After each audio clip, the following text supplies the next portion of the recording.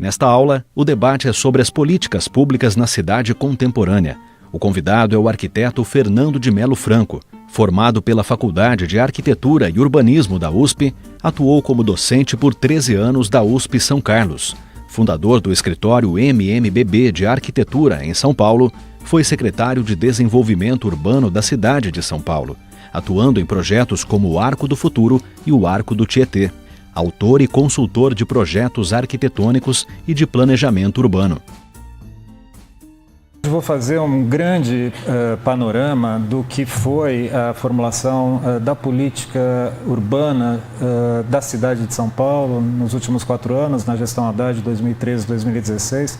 Eu não sou muito afeito a fazer grandes panorâmicas, mas a gente ainda está no momento que está precisando fazer o balanço, está precisando fazer a síntese de algo muito importante que foi realizado durante todo esse tempo. Eu não estou propriamente interessado em que vocês entendam 100% de todos os conteúdos, mas entendam uma lógica que está por trás de um processo de formulação de políticas públicas que eu entendo que tem muitas analogias com o processo de projeto. E é isso um pouco um dos recados que eu quero trazer aqui, a especificidade de uma certa visão de mundo, nossa, enquanto arquitetos e urbanistas, de um instrumental que lida com uma série de questões, não necessariamente com um projeto de uma edificação, não necessariamente com um projeto de um contexto urbano, mas também, e por que não, com um projeto de políticas públicas. É um raciocínio muito análogo e essa é, no fundo, a mensagem, um pouco a questão do projeto expandido do seu horizonte da edificação para o projeto de outras dimensões, inclusive algumas dimensões que tão pouco são materiais, são matéricas, são tectônicas quanto a própria arquitetura. A primeira questão, eu acho, para toda e qualquer coisa, seja para um projeto, seja para a formulação de uma política pública, é exatamente a gente formular as perguntas, que é formular justamente a nossa compreensão de mundo, a nossa compreensão de um objeto específico. E aí a gente pode usar a mesma palavra que é tão cara, tão preciosa à nossa formação de arquitetos, que é a ideia do partido, né? E o partido aqui com um duplo sentido, um duplo significado. Não só aquele significado que é o de dar início a alguma coisa, dar partida em um processo, como também algo que é muito importante, que é a adoção, assumir uma posição no mundo, tomar partido de alguma coisa. É a partir, portanto, do partido que a gente se posiciona e que a gente começa a construir as respostas daquilo que a gente está investigando no mundo. A gente tem falado muito sobre a crise econômica do país, a gente, mais do que falado, a gente está sentindo na pele o impacto de uma crise de fato muito significativa, muito intensa, tirando as questões óbvias da crise institucional e da crise política, vem da impressão de que a partir do momento em que o mercado de commodities, ou seja, daqueles valores genéricos, daqueles produtos genéricos como soja, proteína animal, proteína vegetal, minerais, petróleo, começa a cair com a desaceleração da China e do mercado global, a gente começa a enfrentar um gigantesco problema. E é muito verdadeiro que as commodities têm um impacto muito grande na balança de comércio exterior do Brasil, as commodities têm um impacto muito importante na economia do país. Mas tem uma coisa muito curiosa, que é quando a gente olha o que a metrópole de São Paulo produz, a gente percebe que é quase que 3 vezes aquilo que as commodities produzem no PIB, no Produto Interno Bruto do Brasil como um todo. Portanto, tem uma questão para a gente pensar que é aliás, mais de uma questão. Primeira, até que ponto nós de fato estamos entendendo os fluxos econômicos, até que ponto nós de fato estamos entendendo o protagonismo e a importância do urbano, a importância das cidades, em especial das metrópoles e das redes de cidades, entre as quais Bauru se insere, em toda a lógica de produção de riqueza nesse país. Enquanto a gente não tiver essa consciência, a gente de fato não vai conseguir endereçar respostas concretas, respostas efetivas para a superação da crise econômica que a gente vive. Porém, quando a gente vai olhar essa riqueza produzida em São Paulo, onde ela se distribui no território, a gente percebe que a riqueza está sendo gerada nessas manchas roxas. O branco é o município de São Paulo, a mancha urbanizada é da metrópole como um todo. A gente tem um foco aqui que é mais ou menos Alphaville, Barueri, Jandira, etc. Outro em Guarulhos, o ABC, e aqui a Marginal Pinheiros, Paulista e o Centro Expandido de São Paulo, que é onde de fato a riqueza está sendo gerada. Portanto, uma riqueza sendo gerada numa parcela bastante restrita de um território que é gigantesco. Quando a gente vai olhar a vulnerabilidade socioterritorial, ou seja, onde o território é frágil, onde as pessoas que habitam esse território estão em situação de pobreza, em situação de vulnerabilidade, o roxo não toca as manchas vermelhas e amarelas da vulnerabilidade e vice-versa. Ou seja, há um descalabro de um quadro de segregação espacial, de desigualdade socioterritorial, que é um dos problemas raiz de todas as graves desfuncionalidades enfrentadas na metrópole e uma das questões, inclusive, que impedem um amplo crescimento econômico na cidade, na metrópole e, consequentemente, em todo o país. E é justamente esse quadro de desigualdade, essa explosão da urbanização informal por sobre as áreas verdes, que são as áreas de proteção ambiental, as áreas de produção de mananciais, que a gente percebe o quão esse quadro de desigualdade é nocivo para algo que não é ideológico, que é o meio ambiente. A segurança hídrica de uma metrópole de 21 milhões de habitantes está em risco. Vocês acompanharam os problemas de escassez de água recentemente. Há regiões do estado de São Paulo, como a região de Piracicaba, que padece, o seu desenvolvimento é refreado em função da importação de água de outras regiões para abastecer a metrópole. E se nós não atermos a essas questões, o meio ambiente vai dar a sua resposta e ela vai atingir, de certa forma, todos. E nós estamos, sim, com o planeta em risco, como todos sabem, e essa é uma questão muito importante para ser enfrentada, entre outras, por todo o instrumental de um arquiteto e de um urbanista. E, por fim, uma questão que eu acho muito importante, essa imagem ela é riquíssima, é a imagem de um arquiteto brasileiro que é professor em Winnipeg, no Canadá, Eduardo Aquino. Com o primeiro olhar, a gente fala, puxa, mas esse é o melhor retrato de São Paulo, esse caos, essa balbúrdia, essa zorra total que é a cidade. E daí a gente começa a observar a foto, começa antes de mais nada a se perguntar onde é essa imagem, e eu respondo, é da 25 de março. Para quem não conhece a 25 de março, é uma das regiões mais pujantes do ponto de vista da dinâmica econômica, recebe cerca de 400 mil pessoas por dia para as compras de comércio especializado e é uma região que produz, vende, isso são dados oficiais, imaginem os dados extraoficiais, 19 bilhões por ano. Isso é uma economia para ninguém botar defeito. Isso, na verdade, é uma imagem que retrata que a cidade é, antes de mais nada, um território de disputa. E aí o arquiteto pode participar de que forma desse campo de disputa? Ele pode participar sendo mais um dos agentes dessa disputa, que tenta impor e ganhar as suas opiniões em relação a todos os demais, ou ele pode usar uma ferramenta que é preciosíssima, que é o projeto, como uma ferramenta de construção de pactos evidentemente sociais, que possam possibilitar a existência, a coexistência no espaço urbano. Dependendo da posição que a gente assume, como um arquiteto voluntarioso que quer de fato impor a sua visão perante todos, ou o arquiteto que é um negociador, um construtor de pactos que se expressam em projetos que se implantam no território, a gente vai ter formas de inserção profissional muito distintas.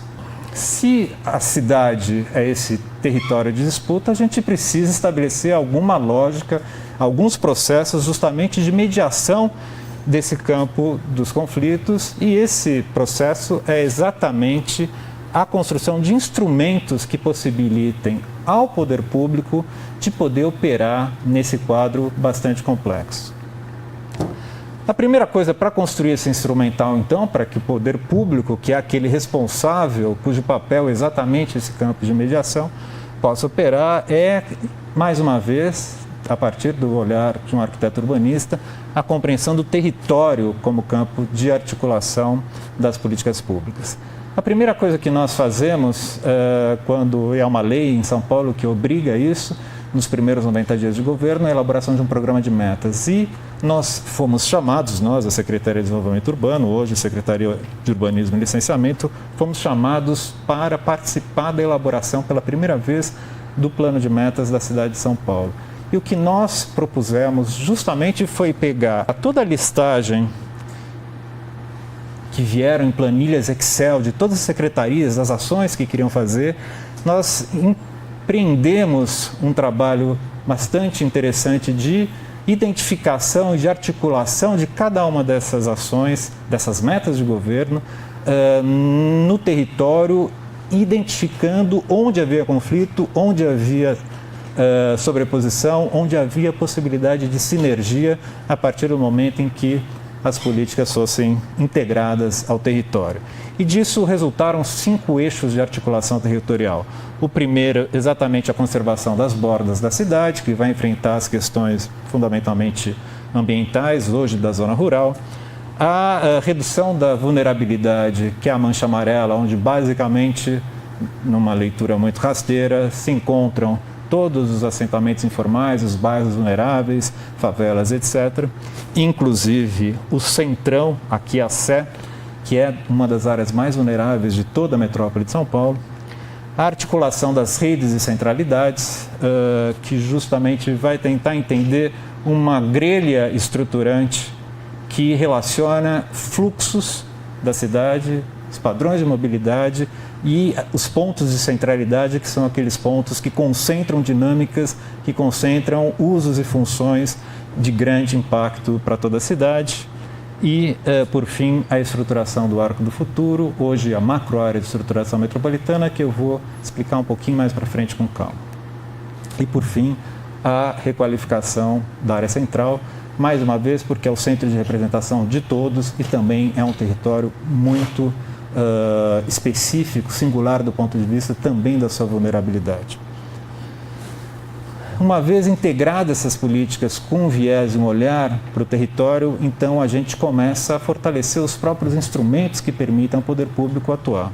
E se a gente quer, então, fazer planejamento, e se a gente acredita que o planejamento só é efetivo a partir do momento que isso é feito, de fato, em diálogo com a população, se a gente acha que a política é feita para as pessoas que moram exatamente na cidade, que essas pessoas têm direito e dever de coparticiparem de um processo de construção dos pactos do território onde habitam, então a gente vai precisar fortalecer os processos participativos democráticos.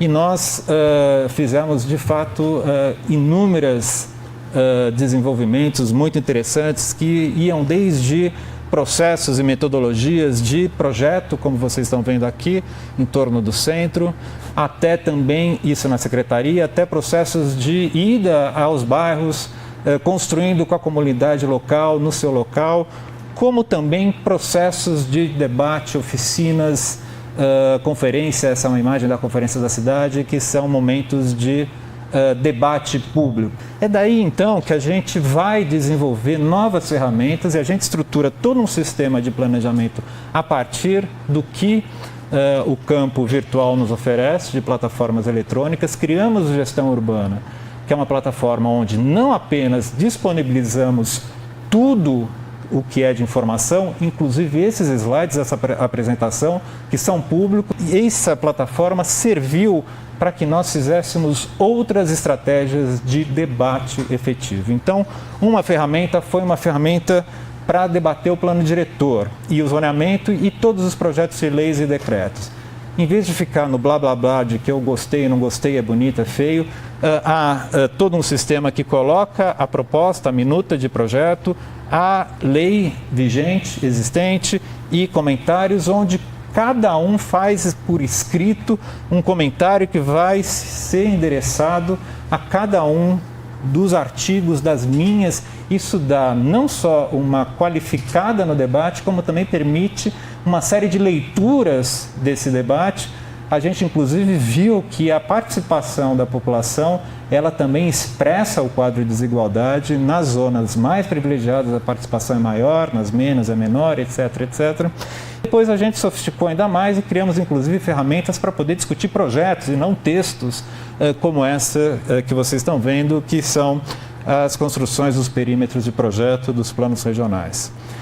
E para que, mais uma vez, esse debate, esse processo participativo tenha substância, eu preciso empoderar a população. E eu preciso empoderar a população através do acesso à informação. Sem informação eu não consigo participar do debate. E nós conseguimos implantar um projeto que vinha lá da gestão Erundina da década de 80, que a Marta Suplicy tentou implantar e não conseguiu. E nós implantamos com apenas 8 milhões de reais, num orçamento de 4 anos de 200 bilhões, portanto, nada para uma cidade como São Paulo, e que foi justamente o sistema de informações do município. Nós articulamos 256 bancos de dados que estavam completamente pulverizados, sem diálogo nenhum. Criamos um sistema de metadados, de parametrização e de compatibilização das linguagens informacionais, um sistema de validação, e fomos sucessivamente colocando camadas e mais camadas e mais camadas e mais camadas de informação, inclusive informações fiscais, como IPTU, como quadros fiscais, entre outros, que deu à população uma possibilidade de fato entender o que está acontecendo, de poder participar e de poder fazer análises, todo e qualquer um, que são muito importantes para a construção desse processo político, democrático, como a gente pode entender. E, por fim, criamos um sistema de monitoramento das ações. Porque não adianta fazer um plano diretor, não adianta fazer um projeto e depois ir embora, porque arquitetura é espaço versus tempo, não é só espaço. E um plano diretor que tem vigência de 16 anos, ele não é implementado do dia para a noite. É muito importante a gente monitorar e saber os efeitos benéficos e maléficos daquilo que foi inicialmente pensado e que ao longo de 16 anos vai sofrer inúmeras interferências, inúmeras variáveis, porque ninguém prevê com exatidão o futuro. E essa plataforma justamente está permitindo, se continuar ativa, a que todo e qualquer um possa de fato estar acompanhando cientificamente os efeitos da política e não retoricamente. Uma vez essa lógica do sistema de planejamento fortalecida, então a gente começou a fazer talvez algo que foi a grande tarefa da gestão, que foi a revisão do marco legal da política urbana. O que é isso? É o conjunto de leis e decretos que regulamentam as formas de desenvolvimento da cidade, de uso e ocupação do solo, entre tantas outras coisas. As leis mais famosas é o Plano Diretor Estratégico e a Lei de Zoneamento, mas também tem Código de Obras, tem uma série de decretos e também tem agora o PDUI, o Plano Diretor, Plano de Desenvolvimento Urbano Integrado, que seria o Plano Metropolitano, que é uma nova obrigação vinda do Estatuto da Metrópole. Cada peça tem o seu objetivo e tem a sua estratégia. A gente conseguiu aprovar já em 14 e corremos para isso com o plano diretor, para ter tempo da implementação dos instrumentos previstos no plano diretor. Complementamos com o zoneamento em 16 e entregamos o decreto, publicamos o decreto dos planos regionais, das subprefeituras, também em 16. O plano diretor, fundamentalmente, ele é muito complexo. Eu vou só dar curtas mensagens. A gente divide a cidade em setores, cada setor é chamado de macroárea, cada macroárea tem um conjunto de questões que a qualificam, que a singularizam, Conjunto esse de questões que muito provavelmente precisam também de instrumentos específicos para enfrentar essas questões. E cada macroárea, então, vai ter a sua estratégia. Para resumir, a gente tem as macroáreas reagrupadas em 4 cores, as macroáreas verdes, que vão basicamente conversar, dialogar com as questões ambientais, as amarelas, que vão dialogar basicamente com as questões da vulnerabilidade socioterritorial, esse salmão, que na verdade é o tecido consolidado da cidade, que evidentemente precisa de uma eterna qualificação, mas é um tecido da cidade que já está, né? E por fim o vermelho, que é a chamada macroárea de estruturação metropolitana. Já a lei de zoneamento, ela estabelece para cada centímetro quadrado da cidade regras muito claras, ela estabelece um conjunto de zonas que vai dizer o que pode, que não pode, quanto pode, como pode, se pode e assim por diante. Quando a gente olha esse mapa e a gente vê a quantidade de zonas, é muito difícil compreender o que esse zoneamento está discutindo. É um mosaico completamente indescritível em certos aspectos. Então a gente resolve agrupar essas zonas todas com características análogas, num conjunto também de 3 cores. Basicamente as zonas chamadas de zonas de preservação, que vão legislar sobre as áreas de conservação e preservação ambiental, as zonas aí meio laranjinha, salmão, que são as zonas de qualificação, que vão justamente enfrentar os tecidos ordinários da cidade, já consolidados em maior ou menor grau, inclusive os territórios informais, e, por fim, as zonas de transformação, onde se quer, de fato, uma transformação efetiva e intensa do uso do solo, que é a rede vermelha, que, no caso do projeto, ela vai apontar para os eixos de estruturação da transformação urbana, que é exatamente as áreas que vão relacionar de forma indissociável a expansão da rede de transportes pública da cidade e a intensificação do uso do solo.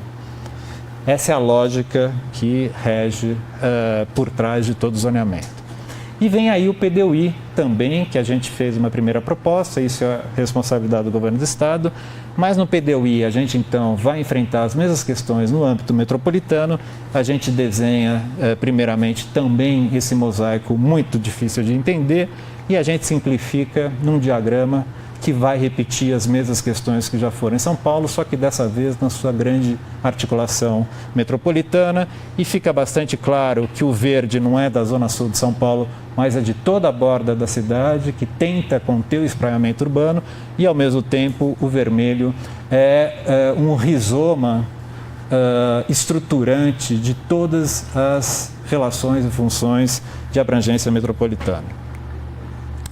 Só que a gente vai um degrau para baixo, porque o diretor, o zonamento ainda estão pairando numa alta distância, criando regras muitas abstratas e genéricas para uma cidade que é muito compartimentada e que é inclusive subdividida em 32 subprefeituras, algumas delas, eu não sei quanto é que está Bauru, mas eu acho que a maior subprefeitura está próxima da população de Bauru, em torno de 400 mil habitantes.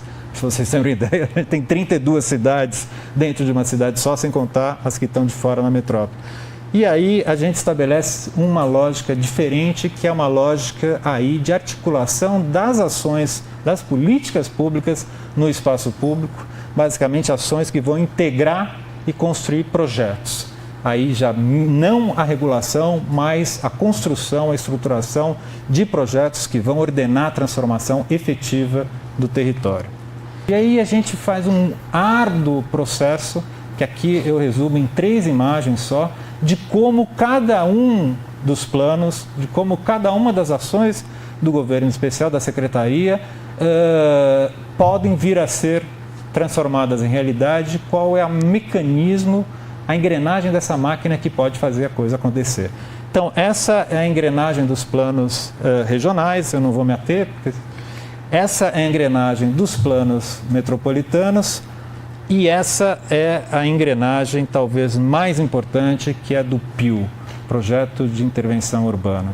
A gente estabelece uma figura onde um projeto, e portanto a gente traz para o centro da mesa a ideia de que o projeto é um instrumento, um procedimento estruturante para toda e qualquer ação, onde um projeto regido por toda uma lógica de participação, de validação, de pactuação, etc. e tal, é aquele instrumento que vai justamente possibilitar, a partir do conjunto de leis abstratas e genéricas que a gente tem, abordar a especificidade de cada território, de cada centímetro quadrado da cidade. E talvez isso seja uma questão que ainda está muito incipiente, mas que eu acho uma das mais valorosas em tudo que a gente fez, que foi, a partir disso, tentar reconstruir um campo de urbanismo nesse país, que se perdeu lá na década de 50, onde houve uma cisão muito forte entre o saber do projeto arquitetônico, da edificação, como a gente conhece, e o planejamento normativo de outro lado. E há muita dificuldade, eu acho que a Adalberto é um dos caras que mais briga por isso também, de construir um campo compartilhado que ressignifique um olhar, uma ação que a gente possa chamar de urbanismo, que é muito diferente do planejamento e é muito diferente do projeto. Urbanismo é uma terceira coisa. Já que a gente então construiu todas essas engrenagens, elas existem, vamos então tentar botá-las a teste, botá-las à prova e ver como a gente de fato começa a produzir as ações efetivas de transformação. E eu vou descrevê-las, grosso modo, a partir, mais uma vez, daquela lógica das articulações territoriais do programa de metas. Para a gente entender como é que um programa de metas abstrato dos primeiros 90 dias vai depois resultar, no momento de término, na lógica pela qual ele estruturou as ações.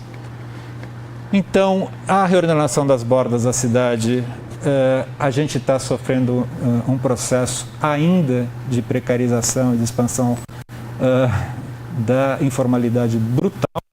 A imagem das favelas que a gente conhece, ainda de tijolinho baiano à vista, está sendo suplantada por isso que é um acampamento de refugiados com lona, etc., um grau de precariedade, e isso bota em risco toda a área de produção de mananciais da cidade.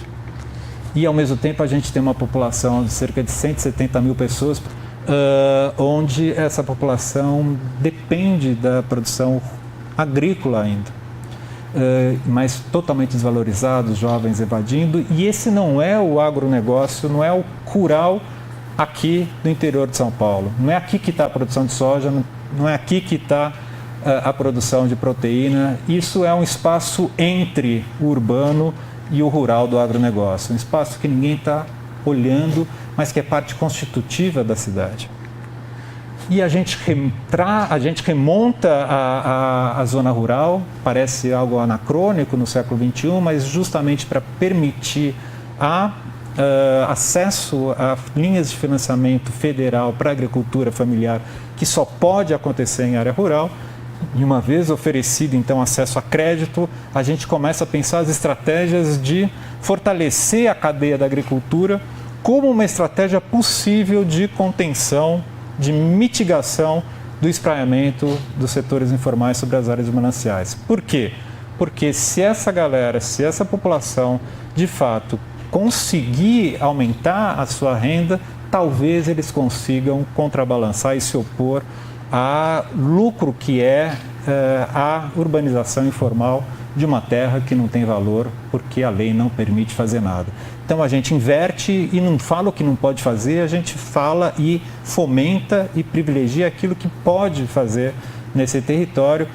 E a gente está vivendo, apesar da crise, um momento em que a agricultura orgânica está crescendo a 25% ao ano, e a gente então pensa, puxa, mas se a gente fizer a transição agroecológica desse sujeito, ele vai então vender e ganhar 3 vezes mais com o mesmo trabalho e vai sair de uma condição de extrema pobreza. E ao mesmo tempo a gente tem um mercado consumidor gigantesco em São Paulo, cada vez mais procurando orgânicos, crescendo 25%. Se a gente fizer esse casamento, será que pode acontecer?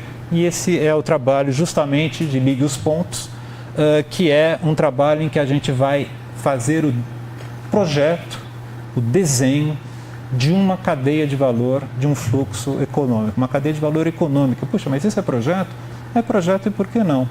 Ainda que não envolva uma materialidade. Mas, curiosamente, quando a gente estabelece a lógica entre todos esses pontos, o ponto que mais conexões tem é exatamente a Terra. E, mais uma vez, a gente justifica por que o olhar de um arquiteto, por que o olhar de um urbanista sobre os fluxos econômicos, porque eles não existem dissociados do território e o território é a nossa matéria-prima, o território é o nosso objeto principal de reflexão. Cada ponto desses, é muito longo, eu não vou mostrar, mas cada ponto desses tem um programa de governo, tem uma lei, tem um decreto, seja federal, estadual, municipal, que justamente, uma vez identificados e colocados em sinergia, tiram ações isoladas, públicas, para colocá-las no sentido de construírem uma política pública. E é quando a gente estabelece esse projeto, que na verdade foi um ensaio que a gente fez, é que a gente entende uma lógica e um procedimento muito interessante, que esse processo de reconhecer aquilo que já está lá, porque nada desses pontos foram invenção nossa, mas estabelecer novos nexos, novas conexões entre esses pontos, nos remete a uma capacidade muito importante de projetar políticas públicas. E a gente dá o nome justamente de Ligue os Pontos para esse projeto. Esse trabalho depois foi enviado para um concurso da Bloomberg Philanthropies. Nós ganhamos um prêmio de financiamento de $5 milhões, 17 milhões de reais, que agora está sendo, cujo contrato está sendo assinado com a prefeitura nesse momento para trabalhar os próximos anos, trazendo, estruturando uma plataforma de encontro entre produtores e consumidores, justamente para fazer com que esse projeto ganhe concretude. O resgate da cidadania nos territórios mais vulneráveis. Basicamente, o que a gente tem aí é a questão da moradia digna, do acesso à moradia a todos nós, toda a população. E aí a questão da habitação não se resolve apenas por uma ação, mas elas nem tão pouco por um plano, mas ela vai acontecer a partir do momento em que eu articulo uma série de instrumentos, uma série de ações numa política coesa. Então, parte disso, dessa política integral, é o próprio plano municipal, são as zonas especiais de interesse social, os processos de regularização fundiária, as fontes de recursos, instrumentos que vão permitir a obtenção desses recursos e uma nova coisa em São Paulo, que é a cota de solidariedade, que diz que até a partir de um certo volume de construção, todo e qualquer empreendimento tem que contribuir, dar sua cota de solidariedade e construir 10% de moradia popular ou dar os recursos correspondentes a isso. E para a gente conseguir isso, um dos instrumentos talvez mais importantes foi a adoção do coeficiente básico 1 para toda a cidade, que trabalha com o conceito de solo criado. Hoje até fiquei sabendo que o Duca faleceu, Domingos, uma das principais pessoas em São Paulo, já estava bastante idoso, que ajudou a conceber essa ideia do solo criado, que é o seguinte: todo e qualquer proprietário tem direito a construir uma vez a área do seu terreno. Afinal de contas, se eu tenho um lote de terra, esse lote de terra tem 1.000 metros quadrados, eu tenho direito a 1.000 metros quadrados. Tudo que excede a área do terreno é solo criado, ele não existe antes, né?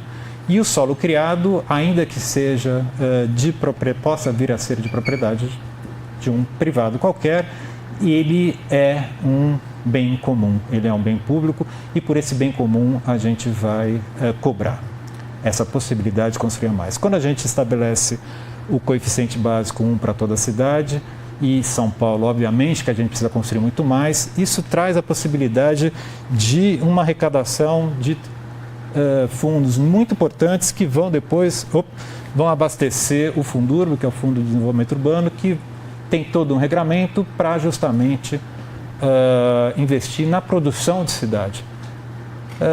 Rua, infraestrutura, escola, creches, etc, etc, etc. como é que a gente operou o Fundurb. Aqui é onde o mercado imobiliário, justamente no centro expandido, é mais intenso, é justamente aí que a gente mais arrecada outorga e a gente usou exatamente na periferia, na sua maior parte, portanto, operando esse instrumento como instrumento redistributivo de parametrização da cidade, não porque a gente é bacana, mas porque se a gente não fizer isso, aquelas desfuncionalidades urbanas vão acarretar numa piora do nosso quadro ambiental cada vez mais frágil. Sem contar, evidentemente, as questões éticas, ideológicas, sociais e assim por diante. E as zonas, as EIs, as zonas especiais de interesse social, é exatamente o estoque de terra que vai garantir ao longo do tempo que a cidade possa oferecer espaço para que se construa casa para todo mundo. A gente tem 1/3 da população de São Paulo, município e metrópole, em condição de vulnerabilidade, precariedade, ou seja, 3 milhões na cidade, 6 milhões na metrópole. E a gente tem um déficit hoje estimado de 380 mil unidades. E se a gente não fizer nada até o fim do prazo de vigência do plano diretor, o déficit vai para 770 mil unidades. E a gente precisa de terra para isso. E as EIs justamente é um instrumento que cria esse estoque de terra. Mas a gente viu que ao longo da história, os EIs existem há muito tempo, talvez tenha aqui em Bauru, desconheço, mas as EIs não têm sido garantias para que, de fato, os imóveis sejam disponibilizados para a produção de moradia, retornem, de fato, ao mercado. E, para isso, a gente regulamenta um instrumento previsto no Estatuto da Cidade, a função social da propriedade, que diz, mais uma vez, o seu conceito, a PEUC, parcelamento, edificação, utilização compulsória, mas o que fala a função social da propriedade enquanto conceito? A nossa Constituição garante a propriedade privada de um bem qualquer, terra, imóvel, que seja. Mas a função dessa propriedade, ela tem que ser regida por uma função social que é maior do que a função minha enquanto privado. Então, há uma lógica que vai identificar quais são os imóveis subutilizados ou não utilizados na cidade. Uma das estratégias para a gente descobrir isso é só olhar a conta de luz e de água. Imóvel que não... a conta de água é zero e a conta de luz é zero, obviamente não está sendo ocupado. E aí tem todo um rito de notificação e tal, que depois... identificação, notificação e tudo mais, que depois vai incidir IPTU progressivo e começa a ficar tão caro que o sujeito se vê obrigado a botar isso de volta no mercado. Em 2 anos de operação desse instrumento, a gente notificou, aliás, 1.260 imóveis, talvez o valor até seja diferente hoje, que equivale a 2,5 milhões de metros quadrados. E isso, pelos cálculos da SEAB, garantiria só em 2 anos espaço suficiente para a produção de 80 mil unidades. Tem espaço na cidade, tem sim terra, e se a gente começar a operar esses instrumentos de forma sinérgica, a gente talvez consiga superar esse problema. O eixo de fortalecimento das redes das centralidades, a gente então tem todo o sistema de transporte, tem aqueles polos de comércio, de serviços e também de equipamentos que estruturam os territórios locais, que a gente chama de rede de centralidades. E nessa rede de centralidades a gente então coloca parâmetros de intensificação do solo relacionados com a distância e com o tipo de modal de transporte. O ônibus é uma coisa, o metrô é outra, onde de fato a gente cria uma série de incentivos. Mas o que é importante, a gente não regula toda edificação a ponto de definir a cor da fachada, mas a gente prioriza algo que é muito estratégico. Se a gente precisa garantir a individualidade de cada edifício, a individualidade de cada projeto, a singularidade de cada processo construtivo, etc., etc., etc., a gente precisa, por outro lado, regular aquilo que é o ponto de tangência, o ponto de vínculo entre cada objeto arquitetônico, cada objeto edificado e aquilo que é comum na cidade, que é o seu chão. Então, a gente estabelece um monte de regras incentivadas para que nesse chão, independente do formato e da singularidade do seu produto imobiliário, nesse chão haja dinâmicas que construam e fortaleçam o domínio público. Fachadas ativas, ou seja, usos que se relacionam com a rua, fruição, espaços públicos, proibição de estacionamento de automóvel e tal, justamente para fortalecer o vínculo entre o individual e o coletivo, o chão comum da cidade. E a gente continua o projeto dos CELS, aquele projeto que começou com a Marta Suplicy, onde um grande complexo de educação, cultura e esportes é muito importante na reestruturação de territórios frágeis da cidade. Esse é o mapa de todos os equipamentos em São Paulo, cada cor é uma coisa. O que é interessante é ver que o amarelo, que é educação, é bastante homogeneamente distribuído pela cidade inteira. Já o vermelho, que é cultura, é concentrado no centro expandido. E o CELS, o que é? É a implantação de uma nova edificação, um novo programa, que vai ser o sol, a estrela de uma constelação de equipamentos já pré-existentes que gravitam em torno desse novo conjunto, onde coisas que não podem estar em todas as creches e todas as escolinhas de bairro vão existir, como teatro, cinema, piscina e outras coisas. Então, aquele CEL, aquele projeto integrado de equipamentos, se transforma no território CEL, que é exatamente essa rede de equipamentos integrada e articulada no território com as diversas políticas públicas que os conformam. Por fim, o quarto eixo, que é a estruturação do Arco do Futuro, que é a macroárea de estruturação metropolitana. Ela coincide, é fruto das principais várzeas dos rios Pinheiros, Tietê, Tamanduateí, onde o processo de urbanização, de industrialização aconteceu ao longo do tempo da cidade. Esse território é justamente onde as indústrias se instalaram. A gente está vivendo um processo de estruturação produtiva, as indústrias saíram. Bauru tem a questão ferroviária, que é análoga, etc. e tal. E é esse território que oferece as maiores possibilidades de transformação, porque é um território plano, grandes glebas, áreas muito subutilizadas, muito investimento em infraestrutura, canalização dos rios, as marginais, a CPTM, a ferrovia, etc, etc. E a gente divide a macroárea de estruturação metropolitana, porque ela, na verdade, ela fala da metrópole e não da cidade. Todos vocês, quando chegam em São Paulo de carro, com certeza vocês se acham, quando vocês chegam em alguma marginal, e vocês devem ter, assim como eu, a sensação de que entram em São Paulo quando atravessam a ponte que os levará aonde vocês se destinam. Então, as marginais, essa macroárea de estruturação metropolitana, ela corresponde a toda a funcionamento regional.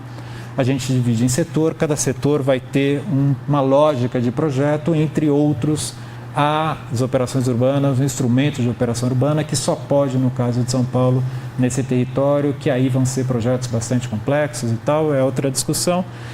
E esses projetos, aqui para vocês terem uma ideia, a Esperurbanismo foi canalizada 90% só para fazer a estruturação desse cardápio de projetos que, uma vez mais integrados, articulados, constroem essas energias necessárias para a transformação desse território, que é onde a gente pode ainda abrigar 1 milhão de pessoas, que ainda vai chegar na cidade de São Paulo até 2040, quando a população vai se estabilizar.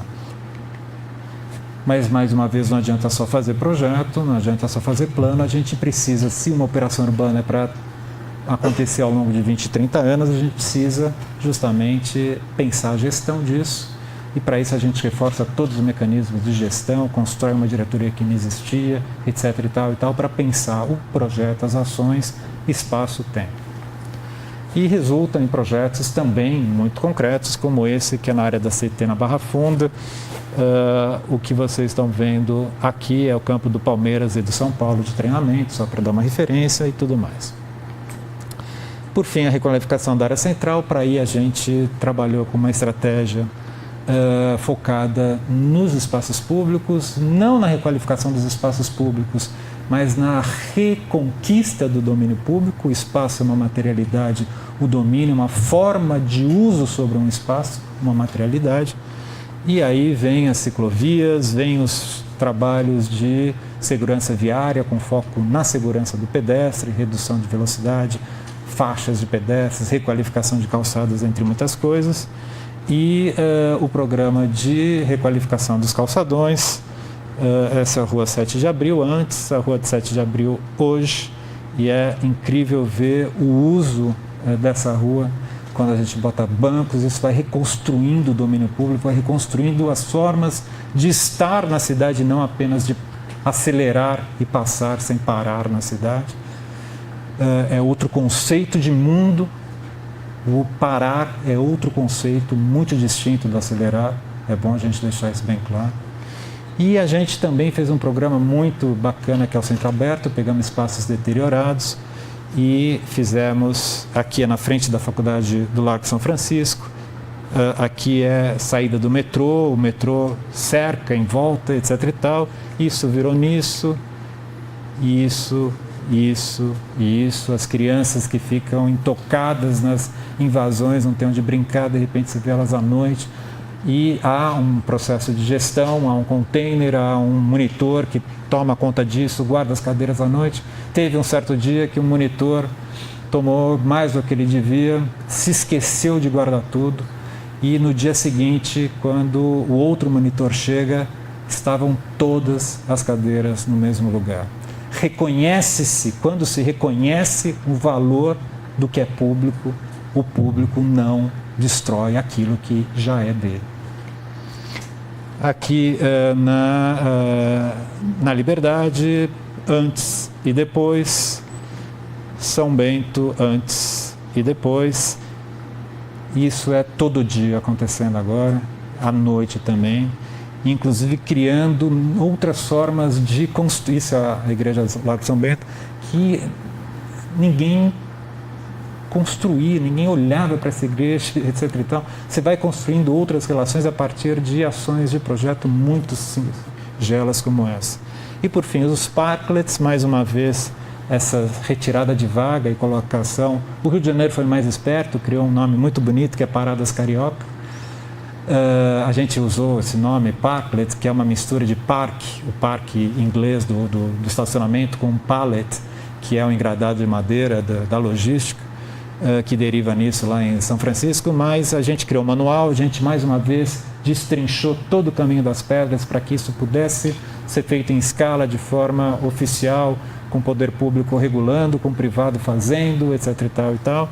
E enquanto a maior parte dos parklets, que talvez vocês conheçam na Vila Madalena, são bartlets, ligados a bares e restaurantes, a gente construiu os públicos nas subprefeituras, justamente com outro foco, que é construir a sociabilidade, o espaço da sociabilidade. E isso é muito bonito. É um dia de semana de manhã, aqui na frente tem um açougue, são mulheres que combinam a mesma hora de ir no açougue para comprar a janta e se encontram, sentam, conversam, ou então no Piqueri, algo que vai reinaugurando e reinventando, inclusive, as formas de construção da paisagem em São Paulo, algo que a gente pouco discute, e é incrível como um simples banco tenha um impacto que extrapole, atravessa o Rio Tietê e vai para o outro lado e começa a criar situações como essa. E, por fim, o registro das ações. É muito importante a gente registrar tudo, a gente comunicar tudo, até porque esse registro, por um lado, serve justamente para a gente validar esses pactos que vão sendo feitos, ele serve para comunicar, ele serve para construir as ações, mas também o registro é uma forma nossa de reflexão que é super importante. E nós sempre fomos acusados de um excesso de academicismo, e eu não acho que haja um excesso de academicismo. Talvez o que haja é um excesso de reflexão, mas sem reflexão não há ação, só há reação, e nós queremos ser atores, agentes da nossa construção de futuro e não reatores, reativos a esse processo. E, portanto, a gente precisa sim pensar. Todas essas imagens estão disponíveis nesses sites, elas são públicas, são de domínio público, vocês podem pegá-las, usá-las, abusá-las, viralizá-las.